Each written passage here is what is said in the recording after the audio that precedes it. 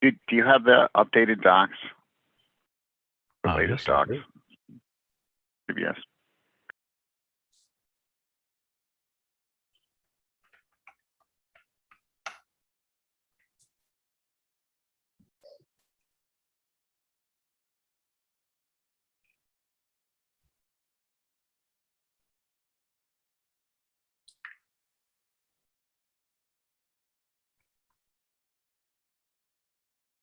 Okay. Okay. Let's see. Well, for people joining this, it's a design review of something that I think will be straightforward, but who knows, which is the functions file name join and file name partition. No, file join and file partition. Okay, so let's start off with file partition. Okay, so first of all,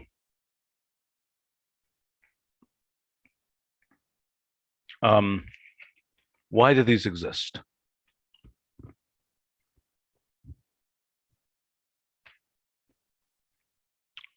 Why do these exist? Are you asking? I thought that was a rhetorical question that you were going to answer. No, I'm not going to. Why do these exist? Why did we want useful to break up typically large files into for what purpose? For I think mostly for. Go ahead, Constantine. Yeah, when you download large files or upload large files, you may want to split them. Okay, but so what does the typical code fragment look like? Do you understand what I'm asking? Yeah, so for example, you have a large file like a video and you want to put it up. Okay, so you would do file partition of the file name. And yes, I understand all of this, but I'm asking, what is the bigger workflow? Okay, so why are you doing that? You're doing it because you're going to send them an email, or what? Why are you doing that? Do you understand my question? Yeah.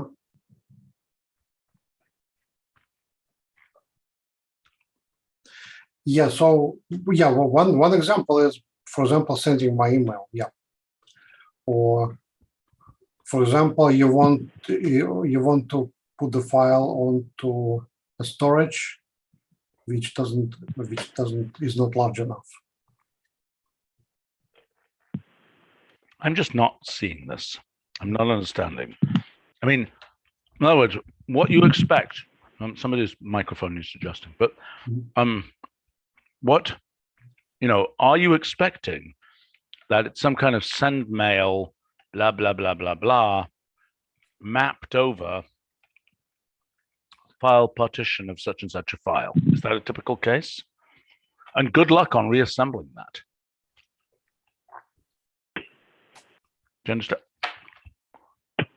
Hey, whoever's got their microphone adjusted in some crazy way where it's clicking a bunch, please fix that. Okay, so do you understand what I'm asking? Mm-hmm. Okay, so what's the answer? So, I think our node was the one who pushed for these. Is he not here? He's not here now. I can try to track him. Could you? Yeah. I think that reassembling them can be done. Obviously, we have FileJoin if you want to do it in the Wolfram language, but I think other tools can reassemble these files. They're just stream of bytes. Okay. So, by the way, Todd, I think it's your microphone that's somehow bizarre. Oh, really? Yeah, that's what it is. All right. Well, I'm going to call back in then. Okay. Everything seems normal here. I'm going to call back in. Okay. Okay. Let's take a look at what this does now.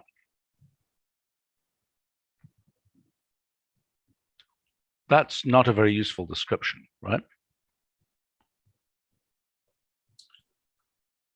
And that's not the way we write these. You know that, right?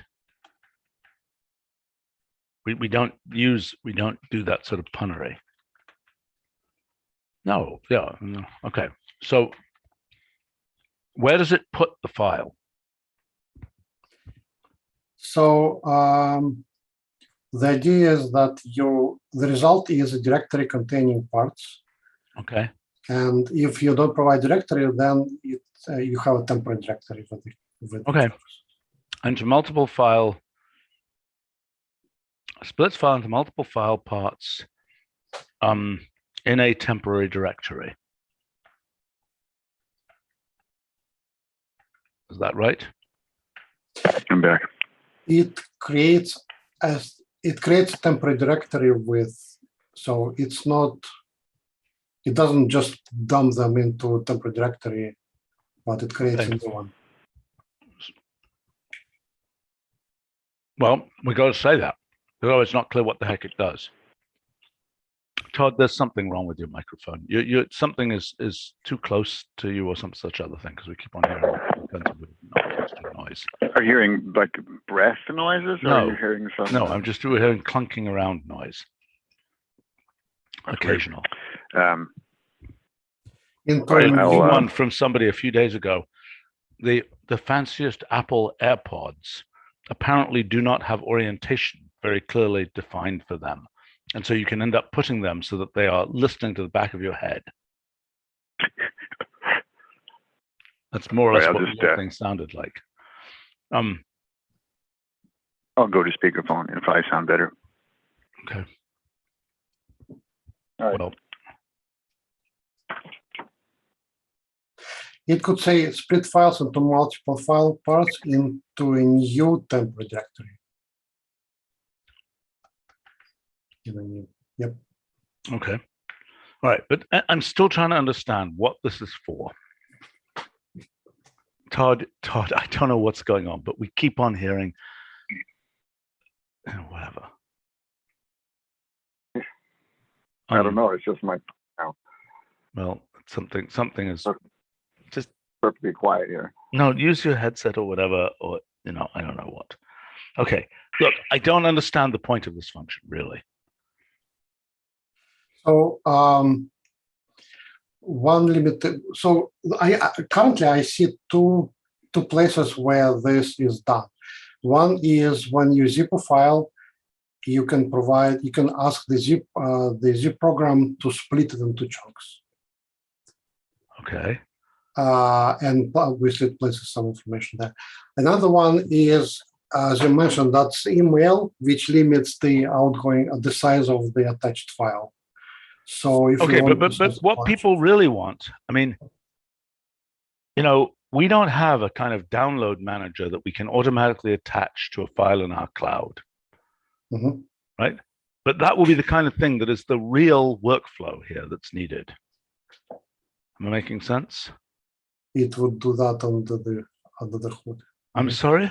What? Yeah, it would split the file and download separate chunks in parallel. Yeah. I mean, to me, this is the thing. Isn't there a Unix utility that does this? What's it called? It's called split or something? Do you know what I'm asking? Yeah. Have you ever used it? I've used it like once in 40 years. Yeah, here it is. Split a file into pieces. Okay. Okay, I've used it once in some kind of ancient computing situation. I don't know. Can we get? Did anybody find our node? Not yet. We're trying.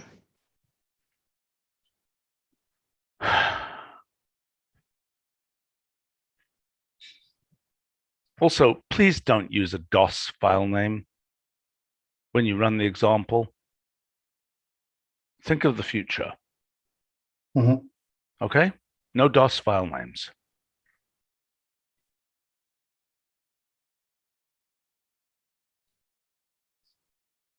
What does it do if the file is, what does it do if the size splits a Unicode character? It is splitting binary files, so we don't analyze whether that's Unicode or not.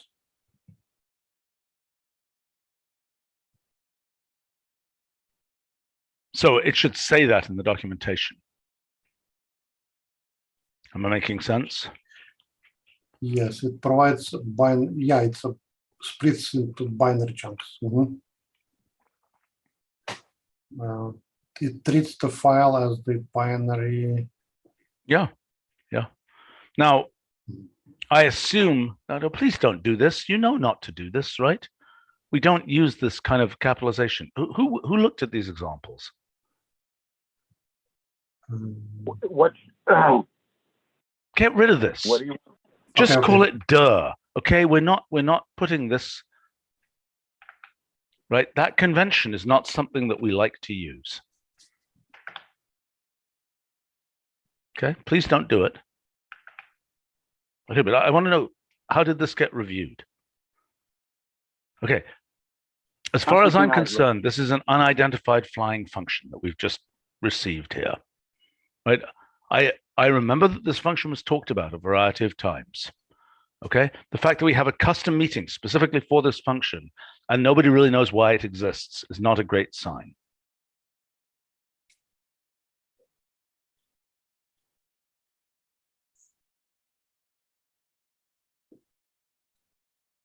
Well, let's review it. And file partition is relatively straightforward. There's some questions about FileJoin. Okay. Okay, but I still want to know why it exists, because I'm telling you, my sense is that there is a larger function that is more like a download manager that is making use of this. Do you see what I'm saying? Right, but that's something that would be embedded in the cloud. No. I'm saying, I'm trying to understand what, I mean,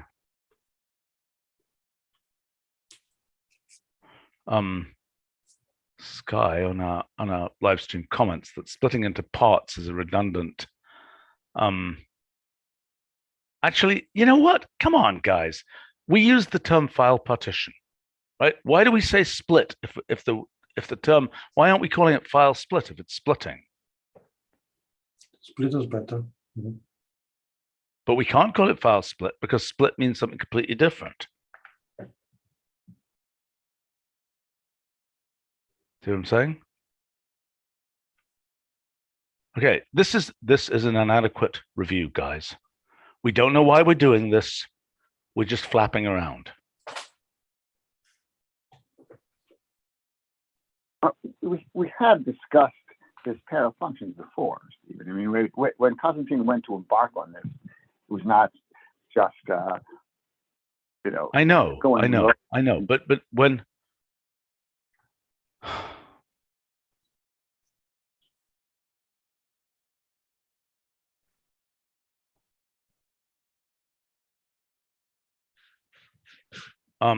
puts,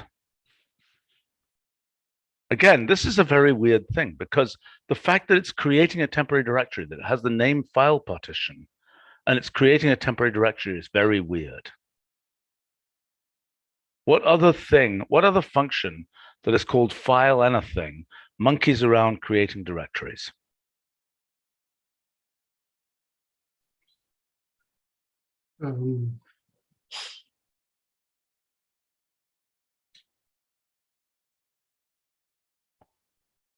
There's the create intermediate directories option for things like, you know, copying files. Yes, but that's different. That's different. This is, I mean, this name is just wrong, I think. Okay, so because what's happening here, what is this really doing? This is turning a file into a directory of files, right? And then this is going to take a directory and reconstitute that into files. Yeah. So this thing here,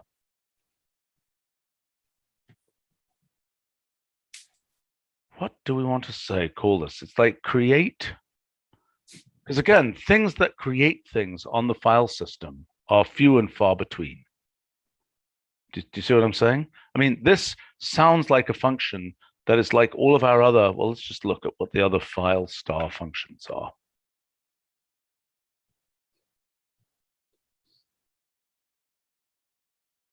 Yeah, nothing else here. Okay, file convert.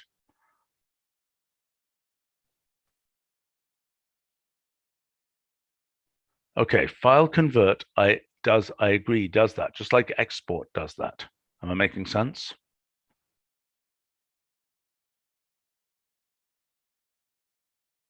Right, but nothing else takes a file. Do you see what I'm saying? Yeah, so, but that's a different action, different function. So I'm sorry, what's a different function? So for this function, it's quite logical. It seems logical to, well, that's what it does, to create a directory. I know, I understand. I'm saying a function with a name file partition doesn't sound like it's creating a directory. Do you understand what I'm saying?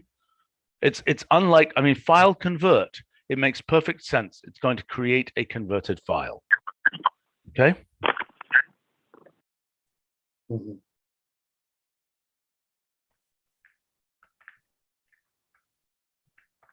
I mean, that's a mouthful, but it does say what it does.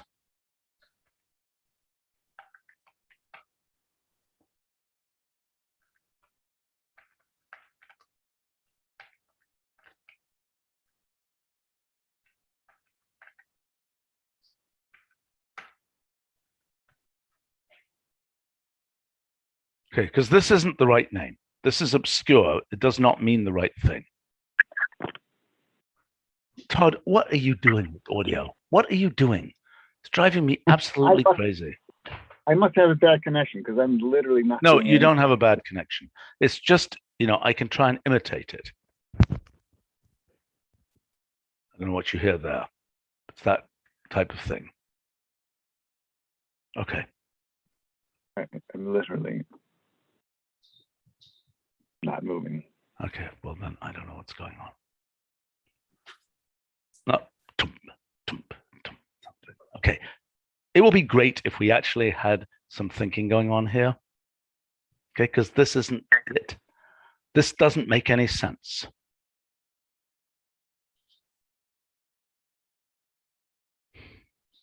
There's several aspects, Stephen. Do you not?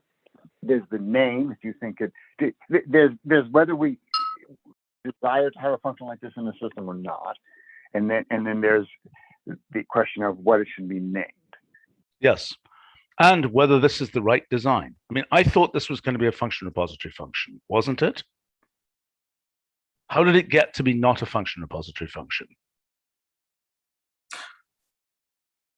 I'm sure. Go ahead. There was a prototype started a while ago, and it was not a repository function. That's one thing. Right. Didn't this come out of ILD? It didn't.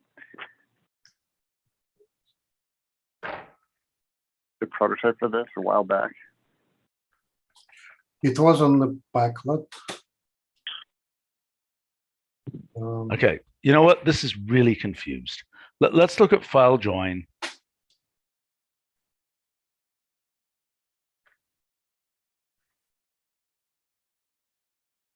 What is a partial file? What does that mean? What is a partial file? It's a file, right? What order does it put them in? How does it decide what order to put these in? Yes or no? They're sorted.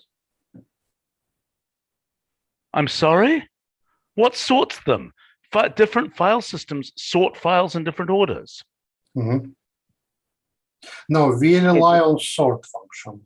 So which sort function? Our sort function? Our sort function. On its names, not lexicographic sort, for example. On the names, yeah. Not numeric sort, not lexicographic sort. So how does FilePartition name the files? Do you understand my question? Yes. What's the answer? So there is an example. No, I don't want to know the example. I want to see how it does it. Okay, if that's how it does it, there's a brain disconnection here. Come on, think about this. If there's more than 10 of these, it's going to sort wrong, isn't it? No, it's not. No, it will number them.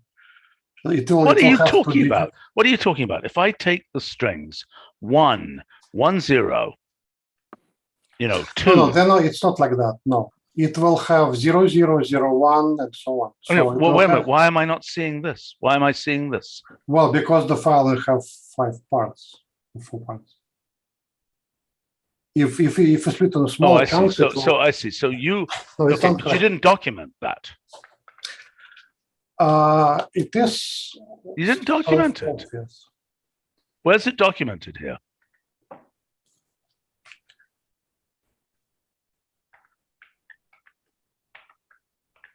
Right? I don't see it documented. If this is going to be used by another program, you've got to document that. Right? There, it's a 4th node.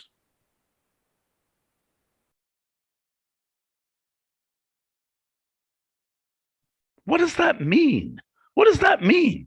The fact that you're generating, no, that says there are 3 characters here. Well, so there are as many characters as needed. I know that, but you didn't say that, right? Mm-hmm. And what is the sequential counter? What does that mean? 0, 1, 2, 3. What is it? What does it start with 0? Why does it start with 0? I don't think it should start with 0. In fact, it's a really bad idea for it to start with 0. That means that the nth element of the list is not the file ... n. You see what I'm saying? Yes, but you're not interested in nth part. You might be. You might be. Why wouldn't you be? You're probably not interested in any. Who cares? Why start from 0? We don't want to start from 0. We want to start from 1, so you can extract the nth part. See what I'm saying? Okay. Right, but Constantine, is there are other tools like, what's there's a Unix split function. There must be a join function. Can it work with the file name? That probably starts at 0, right? No, the join is cat. The joining for Unix is catenate. But but if split has a stylized naming convention for the parts. No, but okay. Does it? Then okay, there so must be some... if you read what split does, you learn that it splits. Okay, it actually is a splitting function, right? That knows what it's splitting. It's not just doing a byte-wise split. Do you understand what I'm saying? Yeah. This is a line-wise split, which to me is much more useful than a byte-wise split. See what I'm saying? Right. It has both. Well, this has a byte count and it has a line count. But what's more important is it by default appears to split at lines. Do you understand what I'm saying? Mm-hmm. These are binary files, so there's no lines. There's no. I mean, there may not be lines. But wait a second. Yeah, no, that's true. That's a true statement. I understand. But if we're actually going to use this function, it's going to be used to do things like what I was asking at the beginning here is, what is this function for? So Can I explain that? Can I explain that? Because yes, but I want to give an example. Let's say you have an Apache log and you want to analyze it in pieces. No, that's not what it was originally for. Okay, well then it's got the wrong name. Okay, but what was it originally for? We have a download manager, right? I know that has. Can I? Yes, right. We have a download manager that transfers very big files, 4 GB files, right? Mm-hmm. What that download manager does, it splits it up into smaller pieces. Yep. That's what these 2 functions were intended to solve, like binary files. So we can sort of make. So we can write a download manager.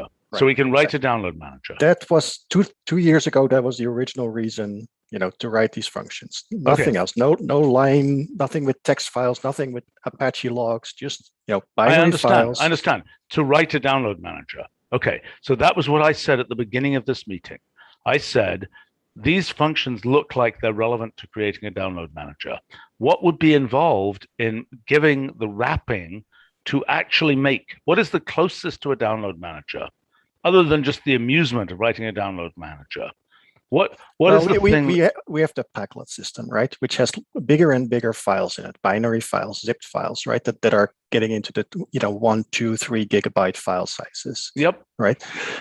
We cannot use a download manager for that because that's a separate piece of software. Right. So we could have these functions in the Wolfram language and use that to split up these files. Absolutely. Absolutely. But my question is, what is the bigger sort of computation unit of creating a download manager? See what I'm saying? If that's what we're really trying to do with these, why don't we do that? Or at least understand how we're going to put these functions together into that. You need these two functions. I mean, you need. I know that, but what does it look like? What is the bigger thing that is, in other words? If you have these things, then you should be able to do import or get, right, on a specific file type, right? That is sort of like a, file dot with some extension, like a Wolfram language, right? Like partial archive, and it would it would internally figure out how to download the pieces and reconstitute. Okay, let's talk about, but that's not what we currently have, because we don't currently have a wrapper. If what we had was some kind of wrapper that meant this is a file parts directory, okay, and we could then feed that into import. Instead of file of whatever, we could say something like file parts, not a good name, but file parts directory of blah. And we could say import that. So that it would import that thing that has a standardized collection of file parts. That would be one way to do that. But I'm not sure that's quite what we need. Let's walk through what we actually need. Okay. But that is the idea of the download manager. It does exactly that. Like if there's a concept of fragments. Yeah. I know that. But I mean, the thing that what it looks like to the user, right? The standard download manager is creating an installer. It's assembling a DMG file or whatever else, correct? That's one part of what it does. The other part is that there's tooling on the server side to actually split those files up and save them, to a server. I know that. But from the point of view of the user, let's look through what the workflow is that involves a user creating. So let's say that a user says, I'm going to provide this, for example, in the cloud, okay? They might say, I want this file to be downloaded with a download manager. Am I making sense? I put this big image, I want it to be, or in the data repository, I put this big data thing, I want it to be downloaded with a download manager. Okay, so now what does that look like? Now, on the server side, something is, on the server side, you have a direct has used FilePartition or something like it to make a directory of files. Okay. On the client side, that requires that, let's say it's resource data is the function being used. Okay. So it could be the case that under the hood, resource data has split some files into things, and you'll see a download manager that would require right now, the download manager that we have puts up essentially browser level windows that says your file is being downloaded, right? The alternative would be, and I don't know whether we have this tooling yet, that you have progress monitor level things in a notebook. What you could do here with the import statement is you can just see, there can be a temporary cell below it that basically says like downloading part 1 of 100. Exactly. But I'm asking the question, what we need is a more general version of that, right? Because what you're saying is that a whole variety of things you're imagining, take the data repository as an example. Okay, you've got a 4 gigabyte data set. Okay, so the obvious thing that would be nice to be able to do is to tell the data repository, actually make this downloaded through a download manager. Okay. And then the way that download manager would look is it's a piece of internal tooling that will cause that thing to pop up when you say resource data blah, to call that thing that has the download manager. The download manager would expose itself through one of those blue progress monitor boxes, right? Yeah. And then what would come back is just the assembled file. Yeah. The only thing I think is at the user level from within Wolfram language, I would just, I wouldn't call it download manager. Just, for users, they should just be able to say import. No, I agree. I agree. Okay. But I want to walk through what it's going to take. So a user wants to use this facility, right? Okay. So the issue is that they're going to point okay, so let's say they put it in the cloud. Okay.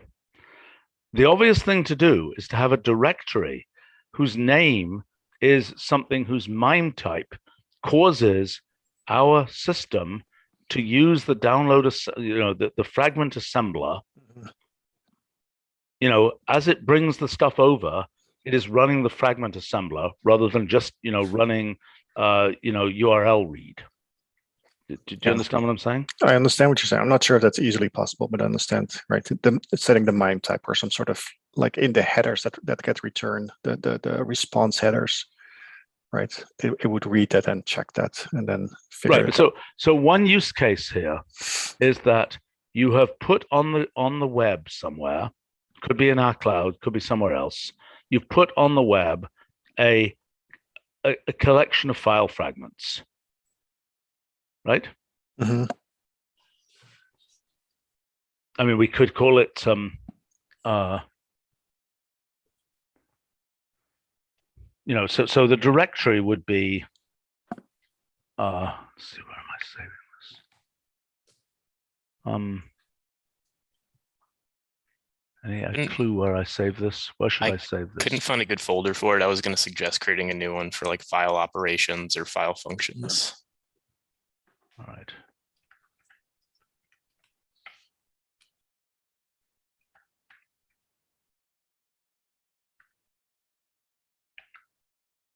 Okay, so let's go through this again. What it is we're really trying to do. Okay, so the first thing is a file fragments directory. The fundamental unit here, what we've got is a file fragments directory of some kind, correct? Yeah, I agree with that. That's where you store the bits and pieces. And I originally had that with UUIDs. I think somebody changed it to numbering, but it's just but yeah. Okay, so let's say, I don't know, a well-formed formula, file fragments .wff, for example, let's say, are file fragments. Well, I don't know what we want to call them. I mean, I think we need something. We can't call it generically unless somebody else has another name for this. I think. No, that's good. That's a good. I like that. That's good. Okay. So then this is a directory name .woof, woof. And then in that directory will be the fragments. Right, and Sandra is commenting, and I don't disagree with this, that one could have a thing called file fragments that has file names in it that are treated where file fragments returns, where file fragments is something which in import, it uses a download manager, then assembles itself. Mm-hmm. That's possible, yeah. I'm not sure if that's okay, but then what happens here? And I can imagine, like file system map. I wonder what it should do on a woof. See, file system map could treat a woof as a single thing, if you understand what I'm saying. Right? For example, one could imagine for this woof that I'm not sure where you're going with this file system. So for example, let's say file byte count. Mm-hmm. If you give file byte count a woof, maybe it should figure out the file byte count of all the pieces together. Yeah. Probably, yes. It would certainly be useful to do that. Mhm. Okay, so then the idea would be, if you say import a woof, well, now what will it look like? It'll be something like this. It would be something like file.jpg.woof. Is that true? If you've got a directory of JPEGs. Yeah, I mean, right. That's a question. I think that's a good thing to do. I mean, that's like what happens with zip, isn't it? Doesn't zip do that? Not necessarily. If you have a JPEG file, then you just give it a name, like, foo.zip. The file name doesn't necessarily. But I thought there was a convention that you often put the zip is an archive, right? It's an archive format, right? So that stores an index of the individually named files, I think. So that's different. Right. Well, so it's not clear whether we want to do this. Okay. So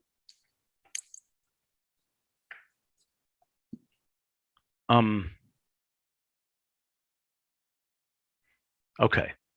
So then you may want to. I mean, if you have like a 4 GB JPEG, right? Then maybe that's right, and you want to indicate that the resulting assembled thing is a JPEG. Maybe that's useful. That's why I'm saying, right? I think it's useful. I mean, I think it's generally desirable, because this thing will come. The woof will come from a file, right? Yeah.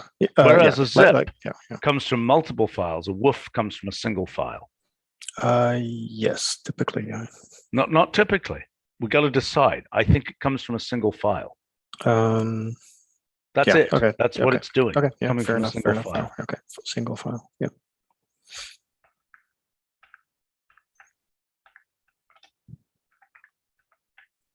Okay.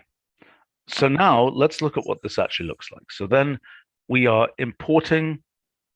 Okay. So the whole point would be, okay, hold on a second.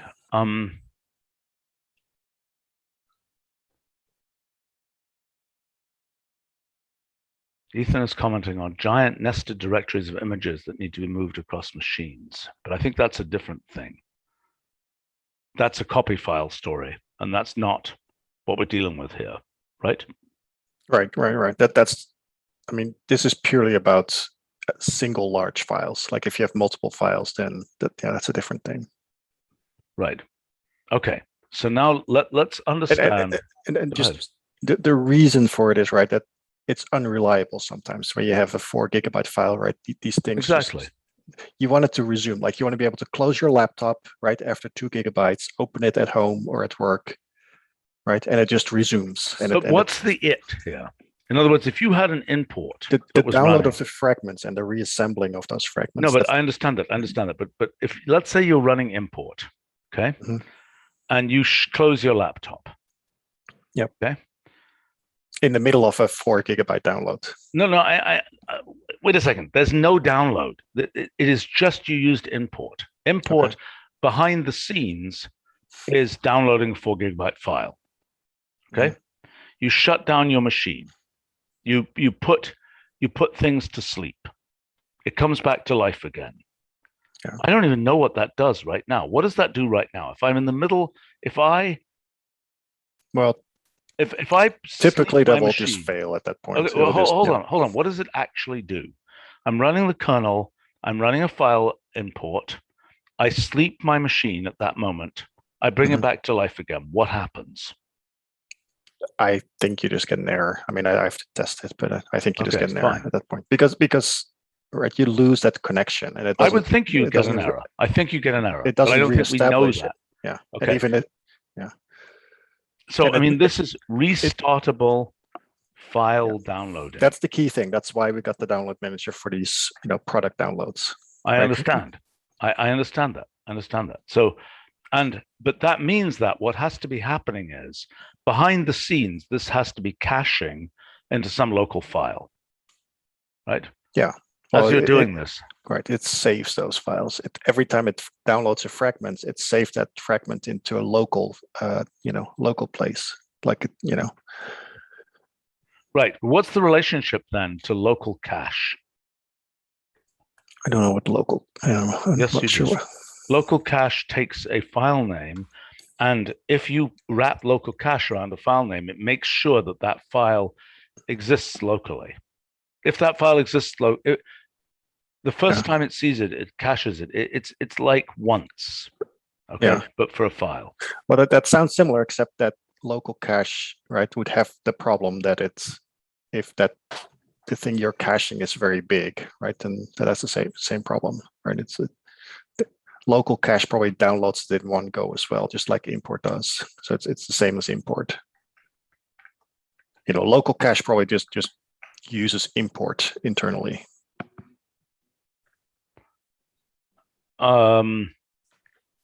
Yes, it does. It doesn't, right? Or URL download or whatever. I understand. It doesn't use a one-go download file, function. Okay, so the other thing we could use, which I think is a term, is multi-part file. Right, that's similar to file fragments. Yeah, that's I'm not too familiar with that. I think that's an HTTP.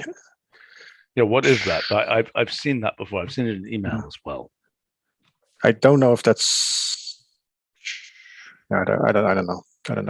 I've heard of so it. let's take a look then. Again, let's take a look at what we're actually doing. So so let's say you want to turn a file into a woof.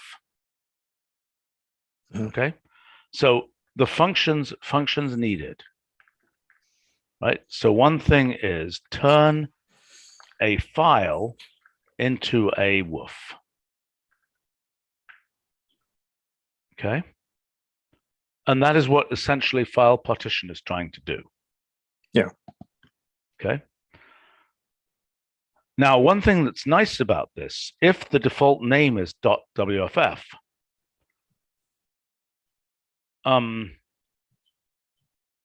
then it gets automatically, then the file joining is automatically done by functions like import, presumably. Right? In other words, if you say import a woof, blah, blah, blah, .woof, then import knows, and by the way, it's a good reason to have .jpeg.woof, because then we can use the same logic for import to understand what it should do with that file.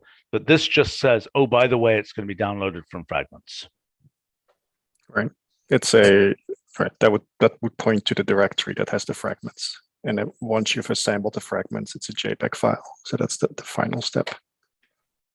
Right. Sandra is commenting, it'd be nice if the fragments contain the name of other fragments and some MD5 hash to check that it's not damaged. I agree. Okay. So how would that work? So what that would have to be is within the .wff directory, there would have to be some hash somewhere. You want to have like a metadata file. Yeah, actually was a thought that we have some kind of manifest which would list files and the attributes. Yeah, that would probably be more robust than what we were doing or what I was doing like 2 years ago, which is just right. So okay. So then this directory then has include, okay, so file names.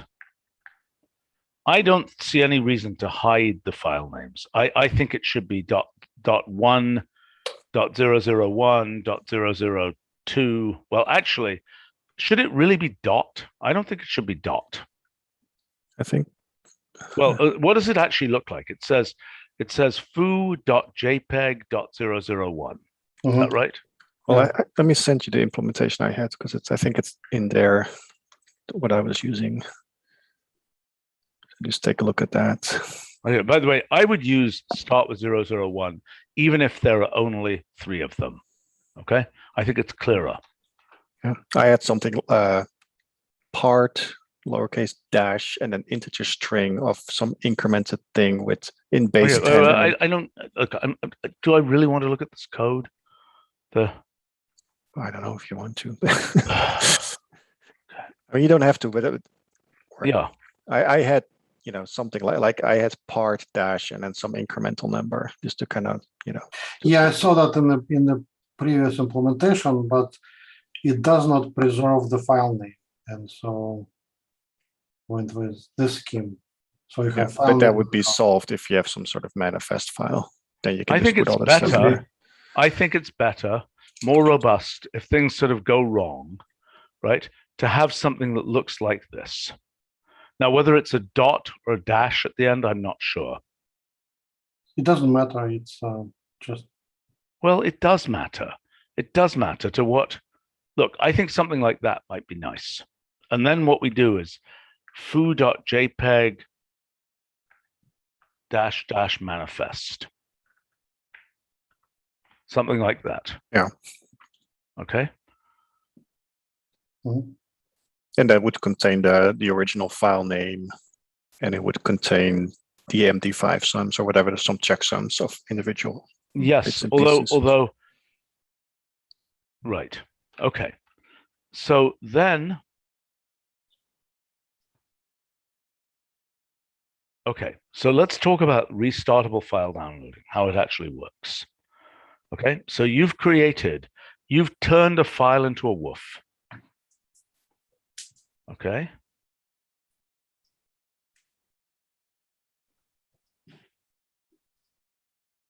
I mean, so this then, sorry, the functions would be create file fragments directory.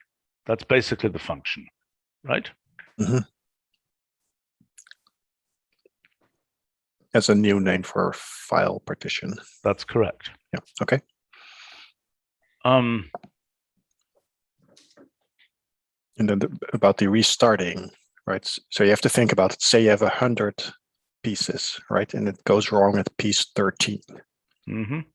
Right? Then the code basically has, the Wolfram language code keeps going, right? It's just a loop, like a while loop or a do loop or whatever, right? Well, hold on. Let's say import, read in a .wff and reassemble a .wff. Those are two different things, right? A very common operation will be there's a remote woof and you want to reassemble it locally. Mm-hmm. Mm-hmm.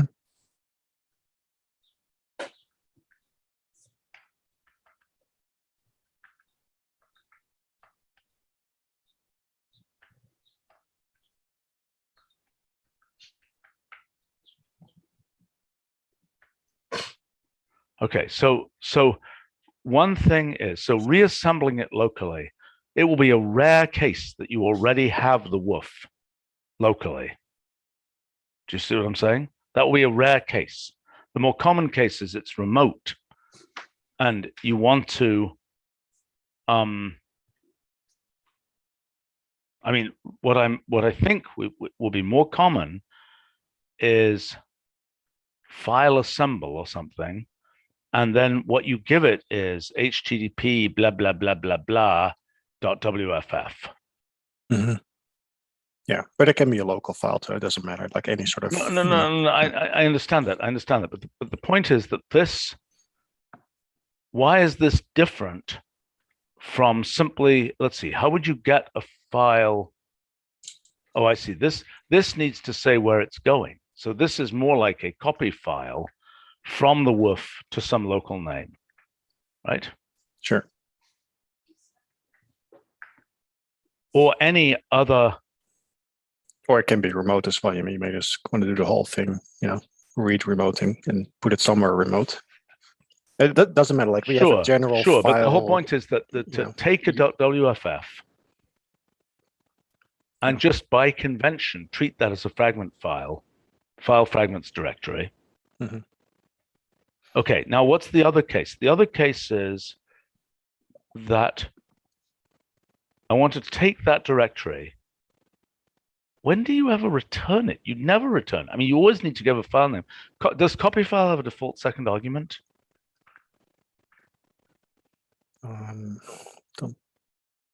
No. Okay, so the question is, okay, so the other operation would be, I don't know why we got this background noise. something like this. Well, file dot xxx dot woof, okay, which then will create the file, assembles, and creates the file.wx. Now, this is, what is the thing for file archive, right? File unarchive, if I'm remembering. What is that? What is that functionality? Extract archive. Mm-hmm. To a directory. That makes sense here to a directory, because you kind of, it's going to pick the file name already, because that's kind of already embedded in that woof extension. Yeah, right? exactly. So you just have to give it a directory. That makes more sense. Where do you want the created 4 GB file to live? It already has a name, basically. Right. So this is the analog of extract archive, but it's sort of the inverse, because archive is you've got all these files and you zip them together, right? Mm-hmm. This is, you could even imagine you take the zip file and you woof it. You see what I'm saying? Yeah. Mm-hmm. I mean, that's the whole point. Like, zip files tend to be quite big. Right. So the typical thing might look like, the typical file name might be file.jpeg.zip.woof. Mm-hmm. Mm-hmm.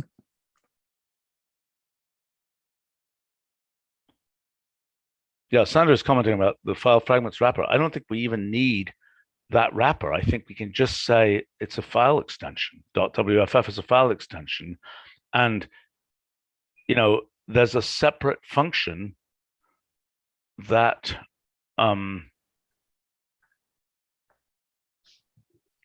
let's see, what do we want to do here? So the issue is this function here, which could be the thing, which is the analog.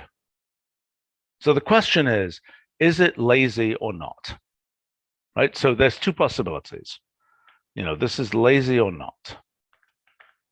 Okay, so one possibility is it's called file fragments and it's lazy. Do you see what I'm saying?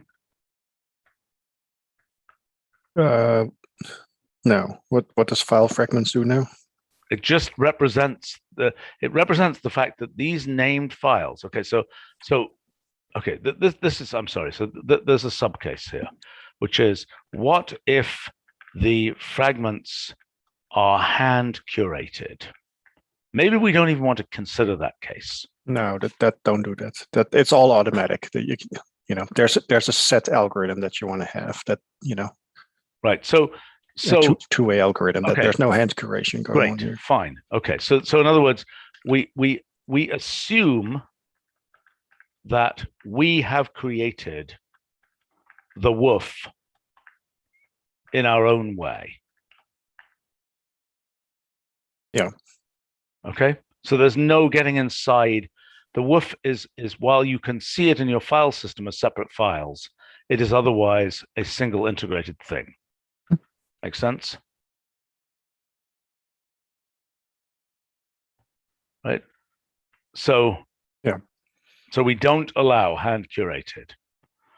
And if it is hand curated, you just, like a packlet, you just put it in that directory and then that's what you've got. Yeah. Makes sense? Because the algorithm itself may change over time, like we may make it faster or better. And then, we don't want to expose, how these fragments are created. Right, which means the manifest, Konstantin, needs to have versioning in it. Mm-hmm.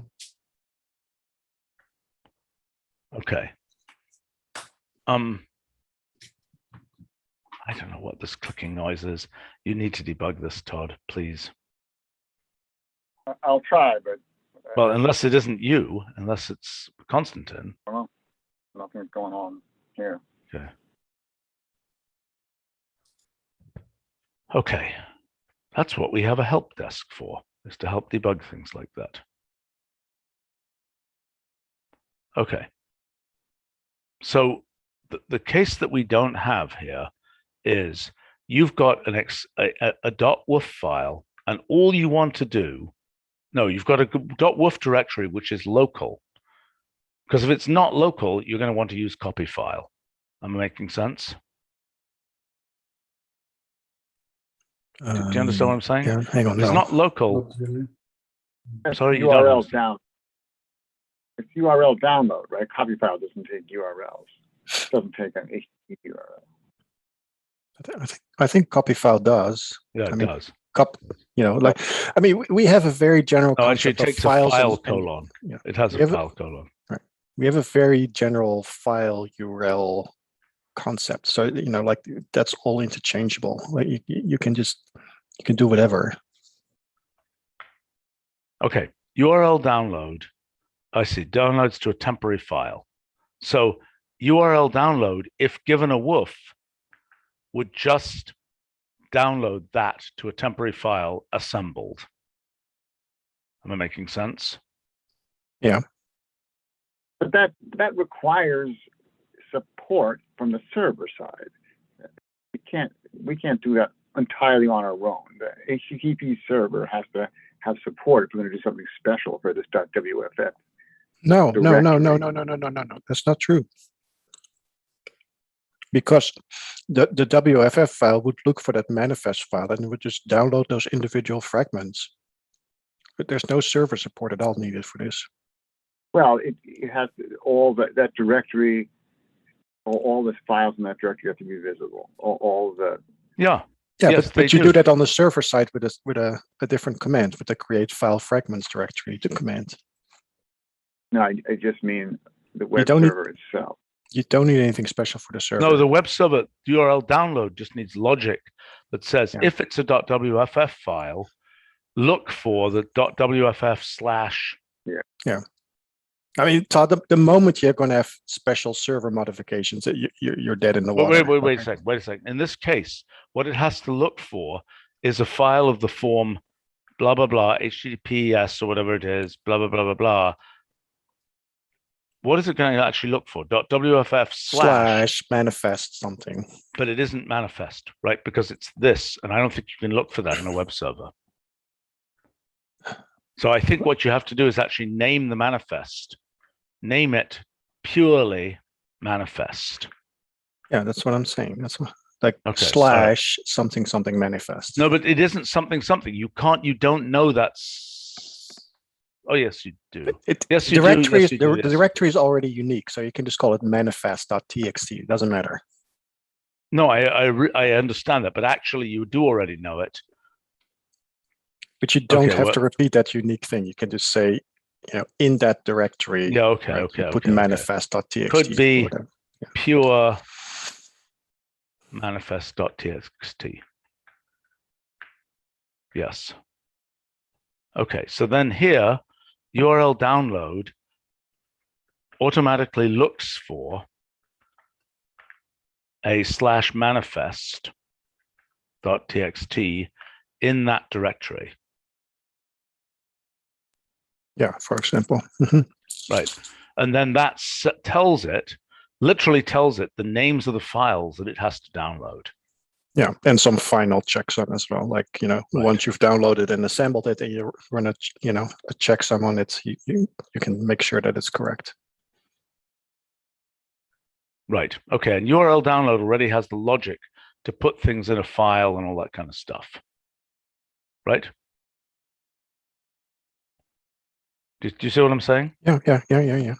That's what it says on the screen. So, yeah. Yes. Okay. So then let's just review for a second. Okay, so I'm claiming that this case is irrelevant because I'm claiming that case, I think that's simply file convert. The rare case where you need it, which is going to be quite rare, it's this. It's just a file convert. Do you see what I'm saying?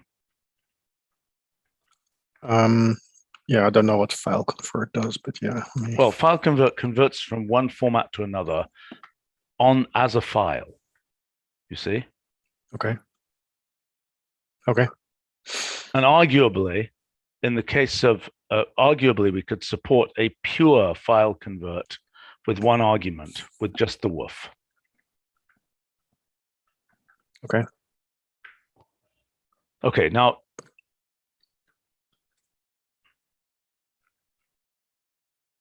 Okay. So then, all right, I think we're covered. We're well covered here. This is good. Do you understand why I freaked out, guys, about this design review at the beginning of this meeting? Well, I wasn't at the beginning of the meeting. Well, I know you weren't, so you can't. So I missed the excitement. But the file assemble, which you're claiming we might not need, is essentially exactly what FileJoin is. It doesn't have all the same behavior, but it doesn't have any, built-in notion of a WFF. But that is the FileJoin. Yeah, it is. It's the same functionality, but it seems like we have to have something that does a manual assembly, and you think file convert is enough for that. I think it's fine. But the question is, guys, the question again is, do we want, okay, this function, the function create file fragments directory, is a very low-level thing intended for download management. There is a quite separate function, okay? Let's list some other functions. Content-oriented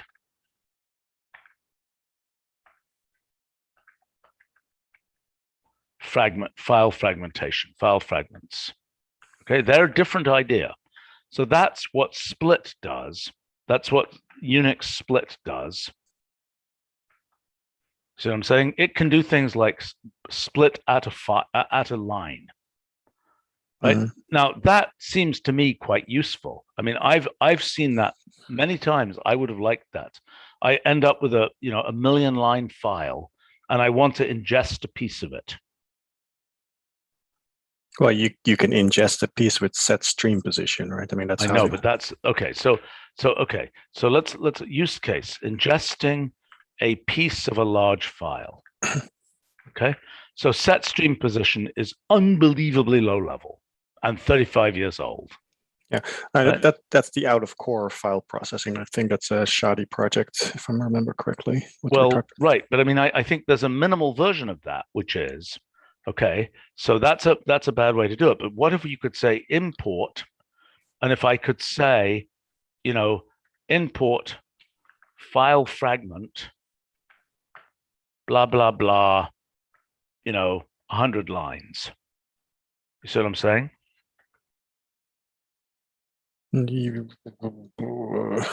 I wouldn't confuse the. Do we use the word file fragment in any of the? No, we do not. Okay. I mean, we've got WFF as a file fragments directory. I don't know whether file fragment is the right name, but I thought there was a whole project for out of core file processing. There is, but it's different from this. This is a much more direct version of that. That's out of core. That is, do it all out of core, right? Do you understand what I'm saying? Well, yeah. No, but that's different. That's different. That's take the whole file. It's like a snake that's eating a large animal or something, right? I don't know. That's a very good analogy. It moves down the. No, that's a very bad analogy. Never mind that analogy. The point is, what out of core processing is doing is, it's taking an operation and it is applying it to the out of core thing, returning an out of core result. Okay, so in other words, it's like what we do with databases. It's like saying, instead of operating locally, instead of moving the whole thing into memory and operating on it, you see what I'm saying? Yeah. Right. But this is different. This is, I want it in memory. I just don't want the whole thing. And what does 100 mean? Like the first 100 records of that file, or it's a little unclear what yes. that. Yes, but right. So this is analogous to. I'm just wondering if I think you can already do some of that stuff. Well, you can do it with read string, that type of thing. Yeah. Yeah, definitely with those functions. Yeah, read string. So you're reading the whole file from the beginning using read string. That's not a good idea. I'm sorry, what are you saying, Constantine? So if you want 100 lines from somewhere in the middle, read string, you still no, it doesn't do the right thing. I know.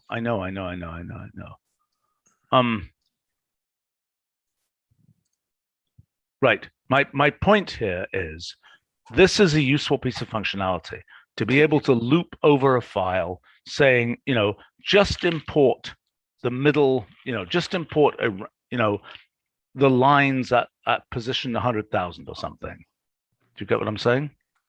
Yeah, I'm just saying that's a different group of people. That's Sean Sheeran and I know that, but I want to get Okay. the design, which is a related design. Okay. Oh, I understand that, but like, don't design it with me. Like, you're going to get the wrong feedback if you're going to ask me. Let's just think about it for a second. Okay, pull out certain lines from the middle of a file, right, to import. Right, that's what that's about. Okay. So if you consider it out of core, and you, for example, no, it's not out of core. The whole point is it's not out of core. No, what I mean is, for set string position, you actually need locations, specific locations, and that applies to file of various formats. For example, in a video, you want to find the beginning of a video of a specific picture, and in the text file, you want a new line, positions of new lines. So, okay, we have a bunch of things for working with video frames, and as you say, it's the wrong group to talk about that. I think the thing that's coming out of this is we want to have a discussion about text files, and you get what I'm saying? About being able to grab pieces of text files for import. Okay. And that's already easy to do with, it's a little low level, but if you open the stream and then you can read 100 lines. No. I know. That means you can implement it. Right? You see what I'm saying? I'm asking for a higher level wrapper for that functionality.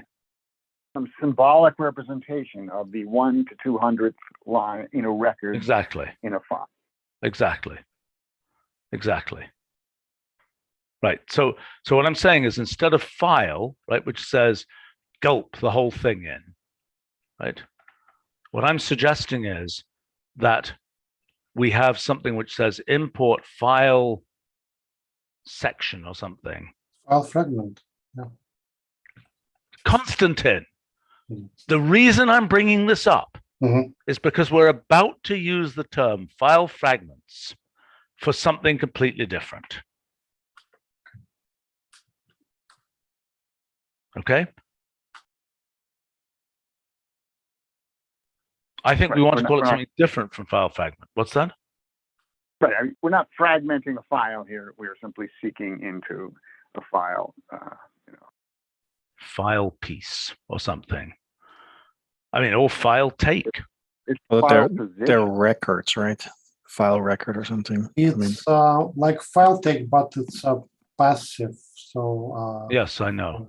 So that would be a kind of file taking, but that's the wrong thing. I mean, if there was a noun from that which is taken, so to speak, or that which will be taken, I don't know what the right term is.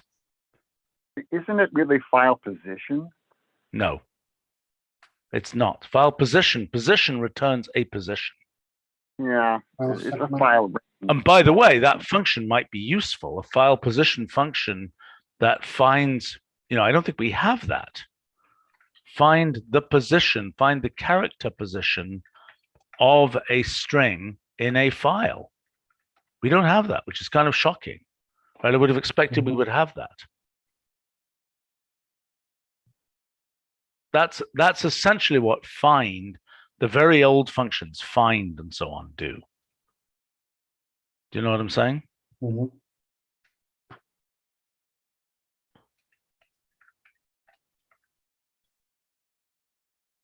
Well, file take. Okay, so look, file take could be line oriented. That file take could be, I think it'd be more likely a character oriented thing like string take.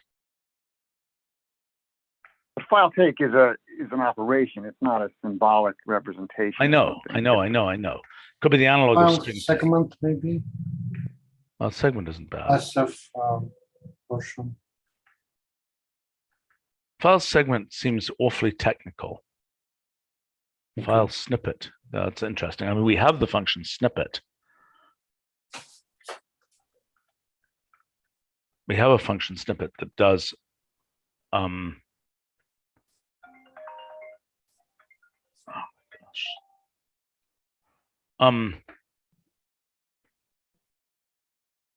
Let's see, Sandra is commenting for images. How would you do this? I think with a woof, there's no problem, but with these kinds of things, that's more problematic, and that's where out of core image. Oh, file window is interesting. Mm-hmm. File window is a good idea, except that I worry that we've got other things about windows, but that does make some sense. That's a reasonable file window does sound passive, if you see what I'm saying.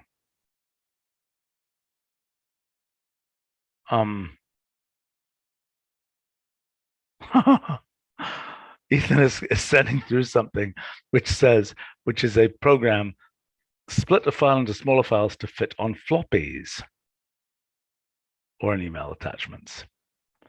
When there were floppies around, I used that quite a lot. Yes, yeah, we look, we finally lost it with floppies when the distribution, the old Mathematica distribution was on like 30 floppies or something. Mm-hmm. That's the ultimate file fragment thing. Okay, but in any case, the concept here is a file shard that's an interesting, the problem with shard, I mean, shard would be a better name maybe for these fragments, although what do you I think fragments is a good name for these, and I really like the woof name for some reason.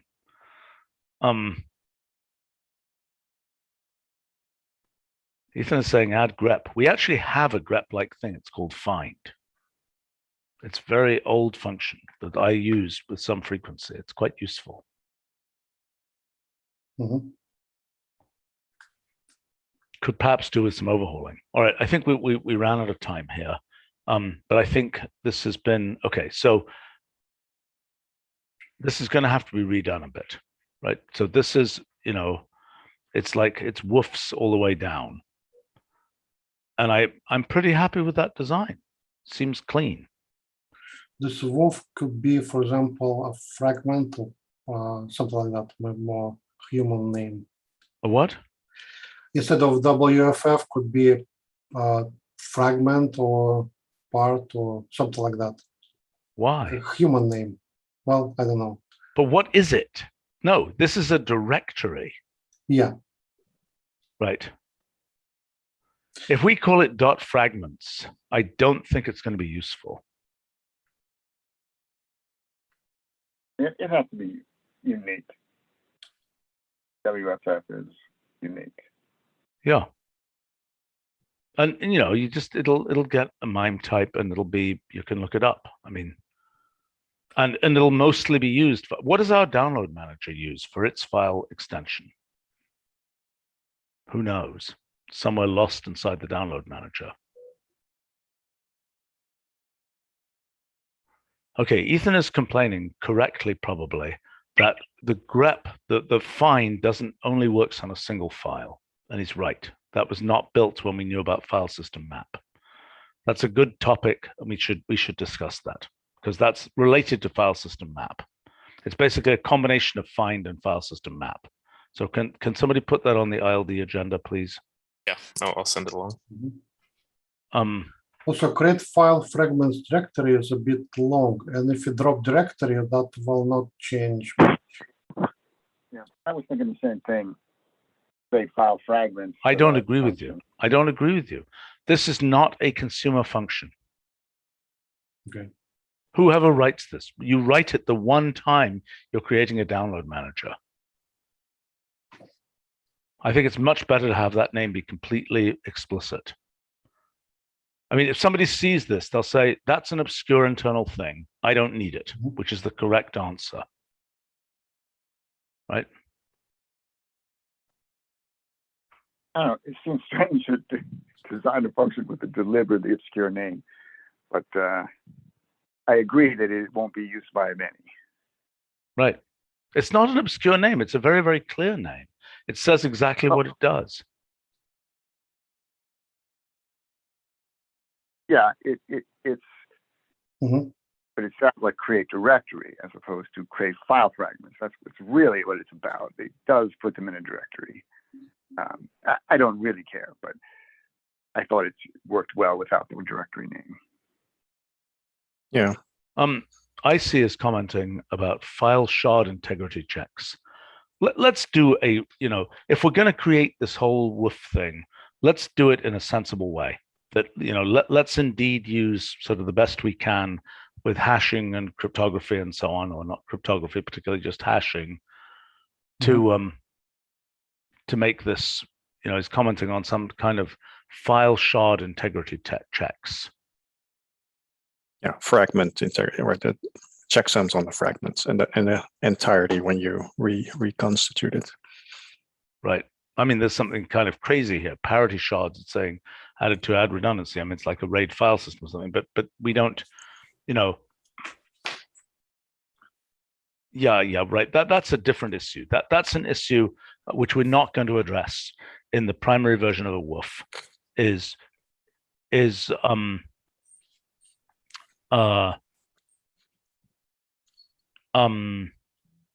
dealing with, like a RAID file system, what if a piece of it has been damaged?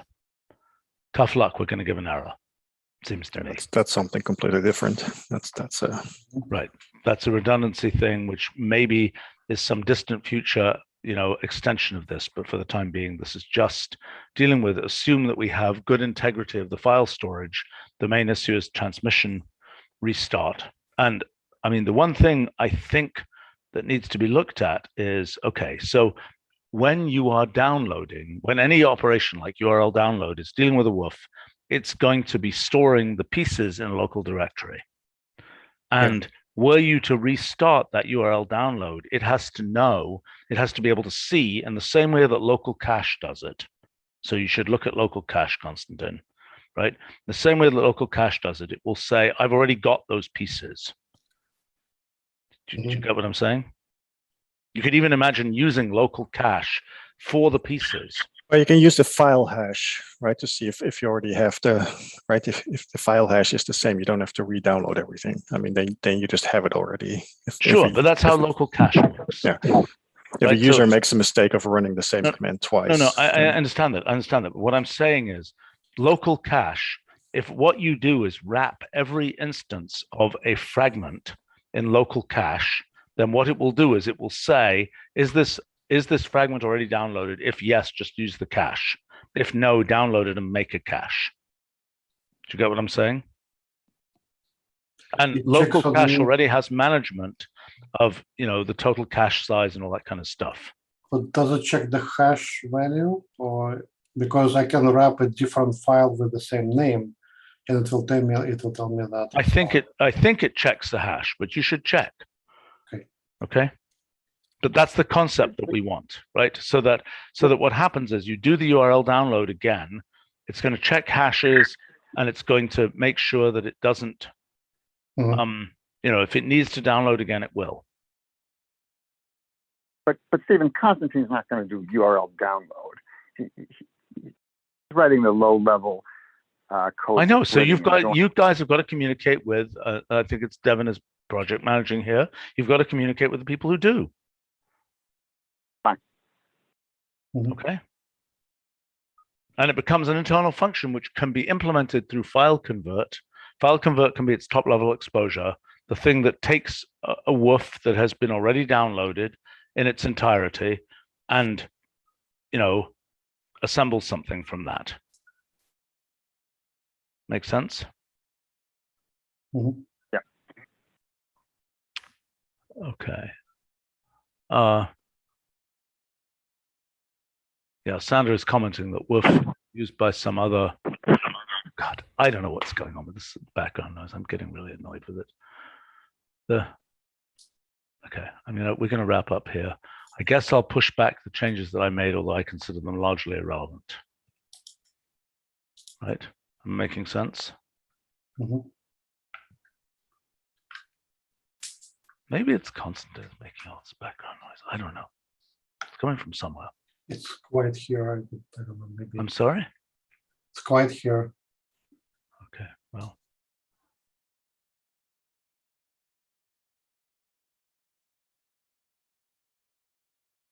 I don't know.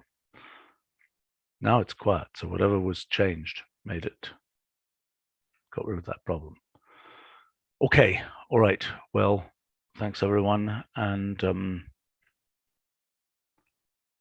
let's see. Oh, for people who are, yes, we're about to do another design review about flight tracking data, which we will also be live streaming. So we'll see those who are interested there in a moment. And thank you for the comments. And